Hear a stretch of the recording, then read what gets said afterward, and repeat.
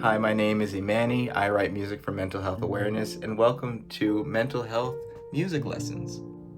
Today we're going to work on songwriting by using limited notes. It's a little improvisation technique that I learned while I was in college, and it is super helpful, especially for helping you generate new ideas.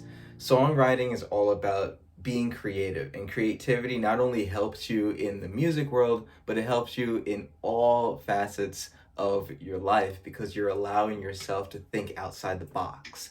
Your first step is to pick. Let's do 3 to 5 notes. This time we're going to just do 3 notes from a single key. So we're going to work with the key of C major. If you get decision paralysis like me, you might not know which note to strike on the piano. But there's an easy way to get through this. You can just close your eyes and then let your hand down, and then that will be one of the notes that are inside the set. So I did that little experiment we talked about, and these are the 3 notes that I ended up with. Now, since we have our 3 notes, we can talk about playing these 3 notes in various different rhythms. For example, the first thing you might want to do is play them from lowest note to highest note. That would be our E, our A, and then our C. Our D. There it is. We can also play it going downwards. We can also change the speed that we're playing. We can play it slowly, or we can play it quickly. We can also change how many times we play it. Maybe we go up twice and then down once. Right? Just like that, we're creating a melody. I really like that last one we played. Let's listen to it again. So what we're doing here is we're going up twice quickly, and then we're going down once slowly. If you're playing on your piano, you may have this. It's a foot pedal. If you press the foot pedal down, you'll get a sustain noise, which can help change what we call the timbre of the music.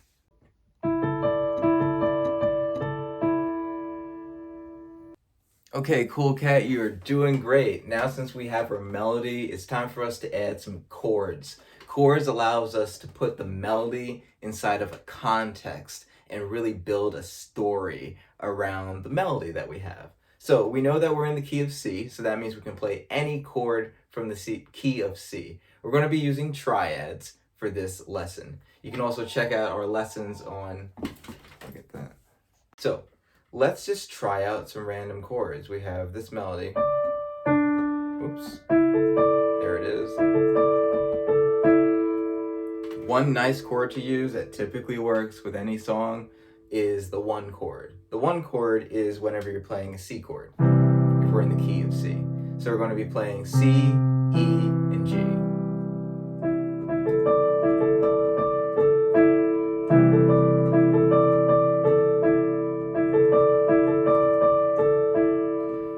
Now that sounds all nice and good, but it sounds pretty static. We're not really moving anywhere. We're not gaining any momentum.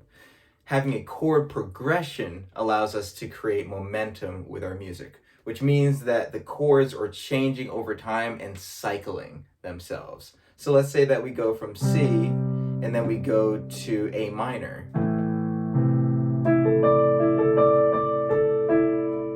And then we go back to C.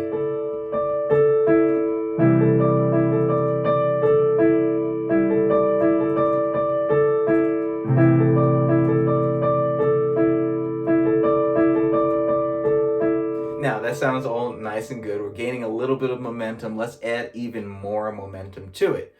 We can do that by adding a little bit of rhythm into the left hand, into the chord that we're playing. So we're going to do something called arpeggiating the chord, which means that we're going to take this chord, the C major chord, and instead of playing all 3 notes at the same time, we're going to play the first note, the middle note, and the last note, one after each other. Do, mi, so. And then we're going to do the same with A minor. Let's try it out with the melody.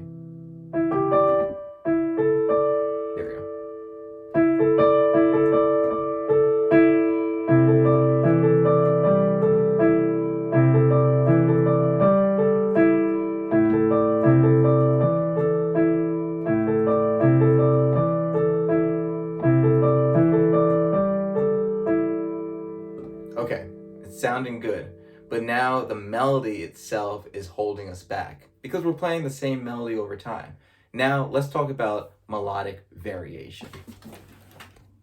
The greatest part about making melodies out of a limited number of notes is the fact that that's our foundation. We know what notes we're using, we just have to use them in different ways. And we can add other things too, but we'll talk about adding stuff later. Right now, we're just going to stay within this scope. So, what's another pattern we can do?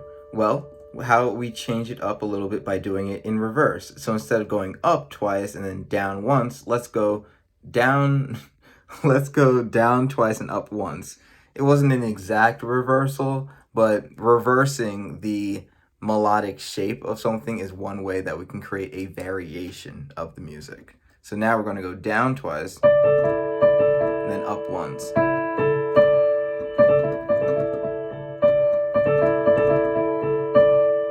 Ooh, that sounds...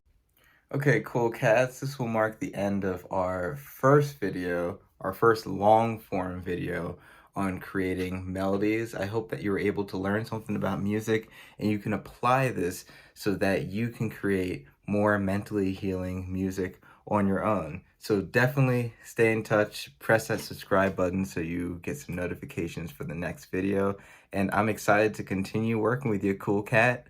Also, don't forget, down below in the description, there are some little assignments where you can send me a video in and gain cool cat points. So definitely check that out for more details. I hope you have a mentally healthy rest of your day. This has been Imanni from Imanni Music, signing out.